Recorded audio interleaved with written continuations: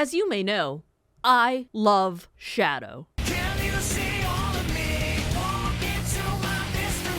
What started off as an ironic gift because I'm edgy turned into a lifelong collectible obsession that got me yelled at by a corporation because I have too many. But now, everything's coming full circle, because just like me baking in the studio in this Kigu, Shadow is cool, but also a bit sweaty, and today, we're building him from casual to competitive. I'm here too, wearing me as clothes, and if you were curious, this shirt says, I have depression. If you want to buy cards from an awesome place that actually let me keep up the Shadow Wall, you should go to Card Kingdom. Card Kingdom is the best place to buy anything you need for a Shadow deck, or maybe two, because we're going to be talking about two today. We're also sponsored by Dragon Shield, best sleeves in the multiverse. Good sleeves. If you use the code NERDS. at checkout, you can save 5% of your real money tax dollars on your entire order, which includes black sleeves, red sleeves, perfect for two Shadow decks, or you can get custom sleeves there as shown right here. Moxfield, later. You can check all the deck links there, but you will not be able to guess where the ad is. Also, thank you to all of our patrons. This is funding my obsession with this edgelord, as you can see right here. I promise the money is going to good use and not just to Shadow memorabilia. If you want to become the ultimate life form, Patreon is the best way to get there. Now let's introduce Shadow, the most likely character in the Segaverse to drop the F-bomb. Shadow the Hedgehog is black, red for a 4/2 with haste. Whenever he or another creature you control with flash or haste dies, you draw a card, and chaos control. Each spell you cast has split second if mana from an artifact was spent to cast it. If you need a reminder of what split second does, it says as long as this spell's on the stack, players can't activate abilities or cast spells. Mana abilities are allowed to be activated. I am so excited for this. I have been asking Secret Lair for a while. Every single time I go to a convention and they're like, what do you want as Secret Lair? I'm like, Shadow the Hedgehog, and also maybe Destiny 2 if you want. I don't know, that seems pretty cool. But they actually listened to me, and maybe a few other people on this one. So what does Shadow actually want? That damn fourth Chaos Emerald. This is a pretty cool card, pretty mechanically unique. We have not seen a lot of this before. So he wants, obviously, your creatures to have or gain haste or flash. So you either play creatures with haste or flash, or you play random creatures and then give them haste. Pretty hard to give flash. I don't think you can do that. But giving haste is very valid. Your creatures to die proactively. Shadow's like, hey, if this stuff dies, me included, you get a bonus. And we might, what might we refer to those as? We might refer to those as Marias, for instance. Yes, if you know, you know. Artifacts that produce mana. If you cast a spell, mana from an artifact was meant to cast it, it's got split second. So any artifact that makes mana is going to be good for here. We can elaborate on that later. So, like, you're not going to ramp with Sad Robot in this deck. I think that this is a super fun way to take the deck. And I also like the fact that this breaks away a little bit from times from the free spells that we like to talk about, because of the fact that you have to cast it with mana from artifacts to give it split second. Anything else is fair game. But if you use anything like treasures or whatever, as we'll get into sooner, to cast it, then it's basically uncounterable. Shadow might also like big haymakers. This is not a guarantee, but if you're trying to resolve some kind of gigantic spell, it's pretty reassuring to know that they can't do anything about it. There's also a note that we'd like to point out. Shadow does not give split second to himself. He has to be on the field, and then you need to cast something with mana from an artifact to give that split second. If he's not on the field, things do not get split second. So no matter what type of Shadow deck you're looking to build, this is the video for you. We are going to be building a casual, fun, normal Shadow deck, and then we're going to be building a sweaty, competitive, mean Shadow deck. But there's a few intricacies with these decks that we might want to cover with you, so make sure you stick around because we got you covered. We're going to let you know everything about these decks. I think Shadow can be built in multiple ways, which I think is very fun. So to talk about the more casual one, we're going to be doing a bracket 2 treasure and big mana win plan. The game plan for this is using artifacts to generate gigantic amounts of mana, mostly to treasures here, and then making spells and our haymakers uncounterable because they will all have split second. So when you say make mana through treasures, what do you have in mind? Oh, there's a bunch. One of our favorites is Professional Facebreaker, 2 and a red for a 2/3 with Menace. Whenever one or more creatures you control deal combat damage to a player, create a treasure token. If you sack a treasure, you exile the top of your library, and you can play the card that turn. This is a good way to get mana advantage with your ramping with treasures. This is a good way to get card advantage if you don't have anything else to spend your mana on. You just start ripping through your treasures, but we play this early. You play it on turn 3. It curves nicely into Shadow. Turn 4, he's got haste, so you're hitting at turn 4 with Shadow and the Facebreaker getting at least 2 treasures off it. This is an awesome addition to this deck. Shadow is really cool, as you can see that I think, but unfortunately he is going to be a pretty big target considering he's going to give all your stuff split second with all these treasures. So if he gets targeted, you're still going to have some card advantage with Professional Facebreaker. There's also Goldspan Dragon, 3 red for a 4/4 flying haste. When he attacks or becomes the target of a spell,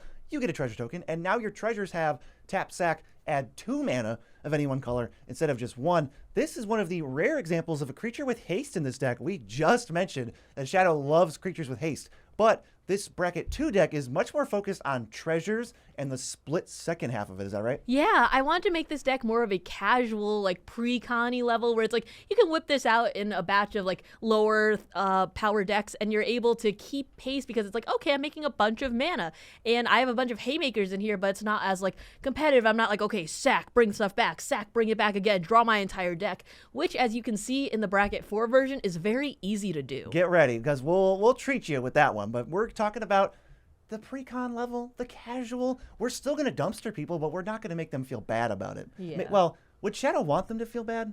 Yeah, he wants everyone to feel just as angry as him. He's the ultimate life form. Yeah, he is the ultimate life form. Should you sit down and play, like say that before you play? Yeah, maybe you should say it in his voice when you reveal your commander. Yes, you probably should. So let's go to the next card. It's Descent into Avernus. Oh boy, does this card speed up the game. 2 and a red for an enchantment. At the beginning of your upkeep, put 2 descent counters on it. Then each player makes X treasures and it deals X damage to each player, where X is the number of descent counters. So first turn does nothing. That's sad. We have to wait for it. But then as soon as you untap, you get the treasures right away. They come in untapped. Everyone gets them. So the game's about to descend into madness.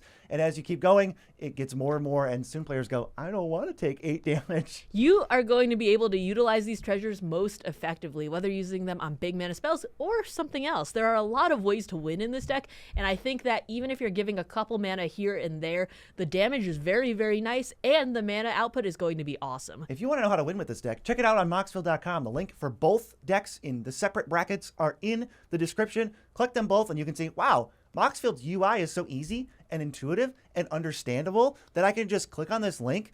Maybe I favorite it. Maybe I follow them because there's a bunch of features on Moxfield. Maybe I found it through a QR code because Moxfield has that. But I look at the deck and I go, wow, it's perfectly made. Thanks, Moxfield. Moxfield is awesome, so thank you so much for letting us make this awesome Shadow deck. But there are a lot of ways to win in the Shadow deck, one of them being big damage. The first one being one of my favorite big mana win cons, it's Crackle with Power, XXX Red. It's a sorcery that says it deals 5 times X damage to each of up to X targets. If we're going to be making a ton of treasures in this deck, especially if we have things like Goldspan Dragon that lets tap for double, we are going to be able to ping each opponent in the face and just kill them on the spot. Plus with Split Second, that's going to be awesome. It also does help that this feels very flavorful. I feel like Shadow is exactly the type of character who would like Crackle with Power, right? Oh, yeah, that's flavorful. Oh, yeah, we got the popcorn bucket from Sonic 3. Not sponsored, but yeah, he was crackling with power. Pretty hardcore for that. Next up, Marionette Master. 4 black, 1/3, fabricate 3. We're probably going to put 3 counters on this. Whenever an artifact you control is put into a graveyard from the battlefield, which I think is going to be changed to whenever an artifact you control dies, target opponent loses life equal to this creature's power, which is probably 4. Every treasure, spoiler alert, costs 0 to sacrifice. So as long as we can keep making them, we can keep dishing out damage. And we're also going to be able to get Marionette Master on the field quicker than our opponents really think because of all the treasures that we're just making. And of course we had to include our favorite boy, Mayhem Devil. 1 black for a 3/3. Whenever a player sacks a permanent, this creature deals 1 damage to any target. That doesn't matter if it's your treasures, their terramorphic expanses, their little aristocrat deck. It doesn't matter because you are going to be pinging everyone for all that damage. At least on our side, it's like 100% treasures that are going to be triggering this. But on their side, it could be anything and they're going to hate it. So we also want to make sure that we can win without damage because players have a wide range of desired experiences. So what if we just played the pacifist route? Shadow eventually turns into a good guy, or at least an anti-hero. So let's go Revel in Riches. 4 and a black enchantment. Whenever a creature an opponent controls dies, which now I'm thinking that sounds like a very evil line of text, create a treasure token, whatever, skip past it. At the beginning of your upkeep, if you have 10 treasures, you win the game. I think that this is a fun way to take it because the bracket 2 decks aren't just rushing for the win all the time. They like to have some of these like little weird win cons too, and I think Revel in Riches is one of the more fun ones. And there are a couple ways to take this too, just like with his friends Knuckles the Echidna. 2 red for a 2/4, double strike, trample, and haste. Whenever one or more creatures you control control deal combat damage to a player, create a treasure token. But at the beginning of your upkeep, if you control 30 or more artifacts, you win the game. I get it, 30's a lot harder to get to than 10, but it's nice to have a backup win con here. Well, it's also, like when I look at that 30 text and I go, that's pretty win more. Sometimes if we have 30 artifacts, we just could have won by casting an X spell, but it's tied to the first half of Facebreaker, and it has double strike and haste, so this thing by itself will hit someone and give you 2 treasures by itself, and then that gives you the opportunity to get 2 more from the other 2 players. So it's a really solid card that we're going to play anyway, and sometimes the 30 comes up and we're just going to steal a game with Knuckles. It's nice to just have that option. Plus, there's Hellkite Tyrant too. 4 red for a 6/5 flying trample. When it deals combat damage to a player, you gain control of all artifacts that player controls. If you have 20 or more artifacts at the beginning of your upkeep, you win the game. This is going to be awesome with Descent into Avernus. Maybe you just smack them, steal their treasures, and go, whoops, I win. I mean, they're not going to let you do that, but you can at least make them sacrifice all their treasures if they're tapped, maybe. But I think 20 is more doable, especially from the fact that you can like steal probably like 3 or 4 with a connection that does contribute to your total, but this thing has to survive. Yeah, the Flample is just really nice, though. It means that even if they have a couple paltry, little Thopters hanging around, you're going to be able to smack in and get a couple artifacts. He's getting through. If this thing doesn't get removed, it's getting through. So we alluded to Shadow wanting artifacts that tap for mana, and the first thing I do, the level 0 thought there is like, oh, Arcane Signet. I'm just going to put all the signets in and they ramp, and that's great for Shadow. But we can also use artifact lands. They don't occupy any slots in our spell slots. They don't take any mana to play. They can't be countered. They can't be responded to. I play Darksteel Citadel, tap it, cast a spell with it. It's got split second. I feel like there are some artifact lands here that are a little bit rougher because it's like, oh, they can't tap for our colors, but we're putting in Great Furnace and Vault of Whispers, so they can tap for our colors. And then things like Treasure Vault, we are also able to make treasure tokens later at instant speed if we have any of those other win cons with treasures on there, or we just need to use that for extra mana. I do like the fact that there are outlets for this, and they will always use split second. I mean, if it goes without saying, but we have Mirkwood Bats in here, right? Yes, we have Whenever Mirkwood you create Bats in here. or sacrifice a token, they all lose 1 life. I feel like there's something to do with Treasure Vault and like Goldspan, where you sacrifice all your treasures for double. Use Treasure Vault to make the same amount of treasures that you sacrifice, sack them all for double, and now that like basically just kills everybody. Yeah, there's like Nadier's Nightblade in here too, along with Mirkwood Bats, and then with Marionette Apprentice, Marionette Master, and stuff. You just have a lot of damage that you don't even need a couple of those X spells if you don't have them on hand. Shadow doesn't even need to hit you to kill you. He's just that good. But I promised you a bracket 4 version of this deck too, and it's a fully different strategy. It's going to be an aristocrat win. You can see the link in Moxfield below, not a plug, but technically a plug. But the idea for this is giving mass haste to all of our creatures and then sacrificing them at lightning speed to get pieces to all of our combos and win. Yeah, we're kind of missing Maria, so we're going to try to recreate that experience. We're going to become friends with everyone. Tragically, they are not going to make it. This deck, unlike the last one where it's mostly treasures and big mana, this is heavily focused on haste, flash, and die. The first Maria that we have is Loyal Apprentice, 1 in a red for a 2/1 with haste. At the beginning of combat on your turn, if you control your commander, create a 1/1 Thopter artifact with flying, but it gets haste until end of turn, which is very convenient for us. We're going to be punching in for a little bit of damage here and there, but with a sack outlet, we're going to be able to sack those tokens and get cards off of them if Shadow's on the field. Yeah, as long as you sack them the turn you make them, you get the card back. This thing is like a card advantage machine. It's so good. I also love Lagomos, Hand of Hatred. 1 black, red, 1/3. At the beginning of combat on your turn, you get a 2/1. It's gonna die at the end step, but it gets haste. And if 5 creatures die this turn, you can tap and demonic tutor this thing. And it's actually not that hard since we have sack outlets. 1 token's already gonna die, and like a Playcrafter effect is 4 things dying. That is very juicy, and I think that it makes that 5 very easy to get. Plus, demonic tutor, we're running so many combos in here. It's going to be those juicy combo pieces that we need. Oh, get ready. When we tell you how this deck wins, you're going to realize why it's nasty. But we got to keep making those haste tokens first. We got to fill our hand before we obnoxiously try to win with easy combos. We've got Urabrask's Forge. It's 2 in a red for an artifact. At the beginning of combat, you put an oil counter, you get an X1 trample haste, where X is the number of oil counters on it, and it goes away at the end step. Haste goes away. Perfect. I like this card quite a lot. I don't see it played as often as I think it really should be because those tokens add up. People go, oh, a 1/1, like, I'm not going to kill that. But if it sticks around for too many turns, 5 damage, 5/1 with trample that is already being made for free, people don't want to give up their real creatures for that, but that damage really does add up. And similar to Lagomos, it is great to have this if you don't have a sack outlet. You feel really good. You still get your cards. You still get all the value of it. You just don't have the pressure to have a Viscerus here. We'll talk about the sack outlets right now, actually. One of them being the tried and true Goblin Bombardment, 1 in red for an enchantment. Sack a creature. This deals 1 damage to any target. This is going to go perfectly with those haste ones because you can be able to ping people and still get those cards too. And this enchantment is very, very strong. If you haven't played much with it, if you're the dedicated Aristocrats deck, which we are, it kind of prevents utility creatures and small boys from even being played. I'm not going to play Llanowar Elves if I know it's going to die, which means you don't have to spend a creature to kill Llanowar Elves. It just never gets played. You kind of control the board with this, like hardcore. It really hurts those green decks that are just trying to ramp out little guys and mana dorks as fast as possible. You go, okay, I'll just machine gun down your entire board with my disposable creatures. It's just like in the Shadow video game. It really is. He has a gun in that game. He's cool. Warren Soul Trader's also cool. 2 and a black, 3/3, Goblin Zombie. Pay 1 life, sack another creature, make a treasure token? That's like everything we've ever wanted. He combos with a bunch of other pieces that we're going to talk about later, but he's super awesome. He's going to give you the treasures that you need to give everything split second. He's going to give you the dies triggers on the Marias, so you can actually zap people or get whatever death triggers you really need.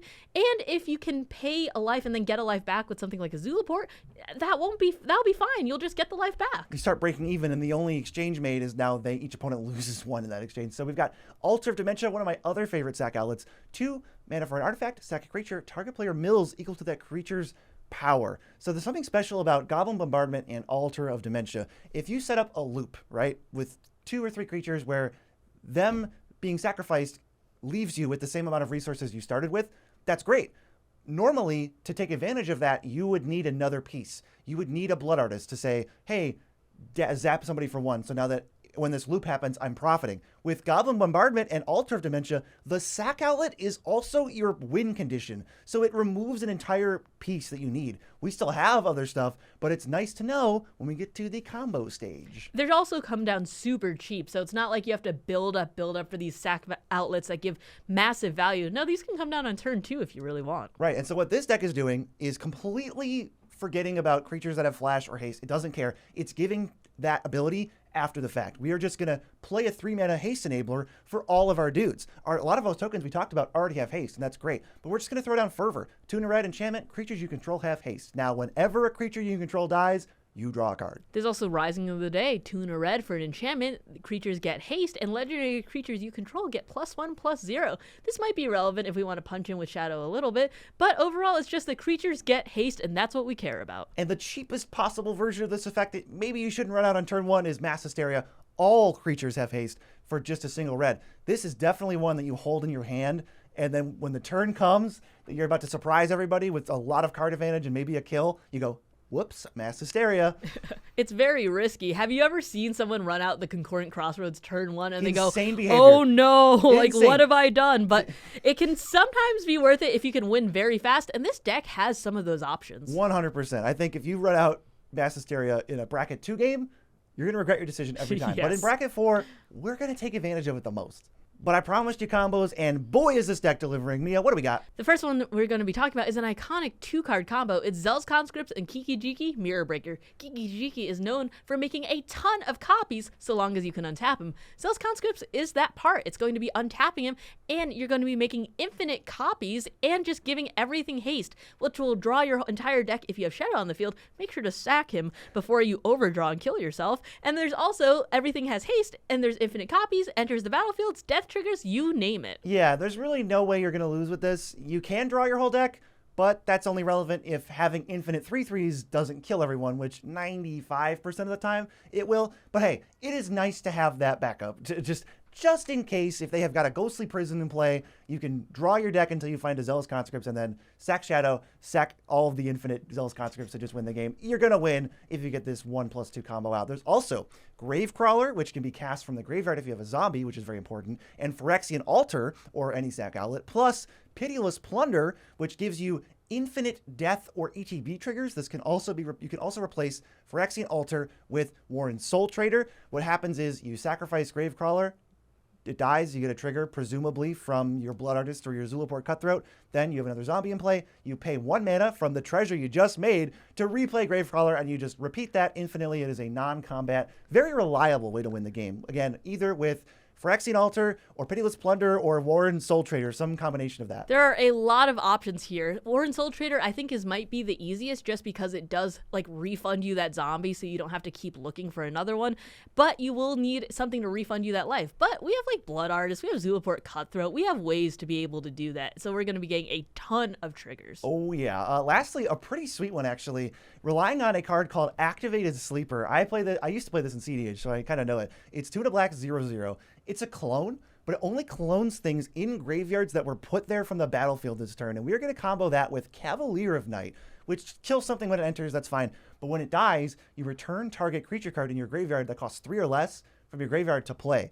We don't care about the original Cavalier. We want it dead. We want to play it and sacrifice it. Then we play Activated Sleeper. It copies the Cavalier. We kill something irrelevant. Sack the copy of the Cavalier. Activated Sleeper goes to the graveyard, triggers, targets itself because it is 3 mana, and then you get to go loop it infinitely with a sack outlet and some kind of trigger when things die to just win. That is so juicy, and I think it's so thematic for this. Plus, if you just really need something with like an extra card or something, you could just play it naked if you really need it and then sack it for an extra card if Shadow's on the field. I don't like adding combos that are too like off theme, so I do like the fact that there's dies triggers, like Kiki-Jiki and Zealous Conscripts both have haste, so if you need to use them for their card/combat abilities, you can without the other, and all of that. Yeah, it's totally valid because Zealous Conscripts can steal someone's commander if you don't have Kiki-Jiki around, give it haste, you attack with it, and then you sack it to draw a card. Kiki-Jiki makes tokens with haste. Gravecrawler and Phyrexian Altar are literally exactly the fodder this deck needs. And then Cavalier is like, I think that's my favorite one because it just feels so right. Yeah, I think that with all of these more on-theme combos, this is bracket 4, but it's bracket 4 done right. It's watch out opponents. Like any good bracket 4 deck, we don't just have combos, we have other ways to win the game that aren't reliant on assembling multiple pieces. We can just get Sephiroth down. He's our boy. When he enters their attacks, we can sack another creature to draw a card. It's got the Blood Artist text. If we flip him by having 4 things die in a turn, we get an emblem for Blood Artist, and we can attack with our 5/5 flyer, sacrifice any number of creatures, and draw that many cards. Just a really solid, reliable Blood Artist effect that will drain people over the course of the game. And don't tell me that Sephiroth isn't just super cool. Forget the fact that he has the ability to get the emblem. I feel like people just rush to the emblem. They try, yeah. But being able to have that Blood Artist text on another source is super reliable. And when he enters their attacks, you can sack creatures to draw cards. I mean, you're getting 2 cards per sacrifice creature if they have haste.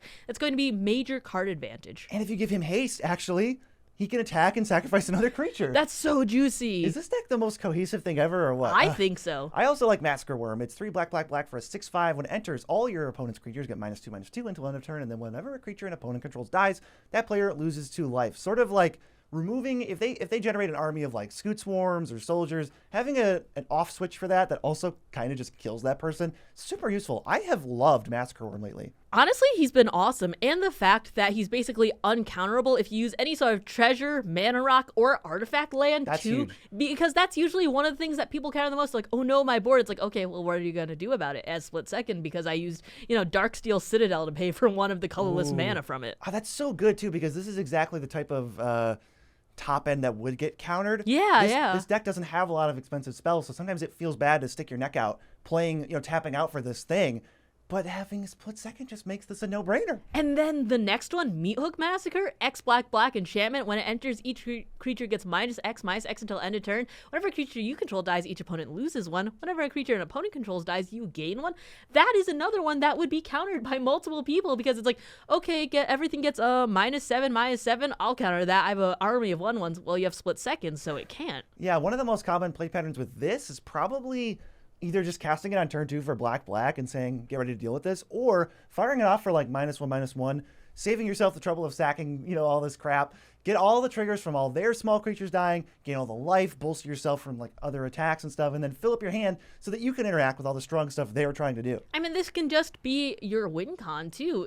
It's not just incremental, though. If you do play it very early, it can be very incremental with like, the goblin bombardments and all of that.